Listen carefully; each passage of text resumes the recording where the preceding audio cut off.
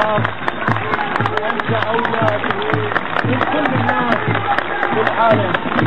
أنت أخلص الناس في الأمة، وأنت أخلص الناس في الإسلام، وأنت أخلص الناس في شعبك، وأنت أوفى الناس وأغير الناس، وعلمتنا سيدي كل شيء. علمتنا الوفاء، علمتنا الأخلاق، علمتنا القيم، علمتنا الشجاعة.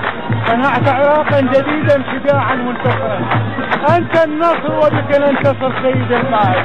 أرجو قبول هذه الهدية باسم جماهير محافظة النجف وألف أهلا بالقائد.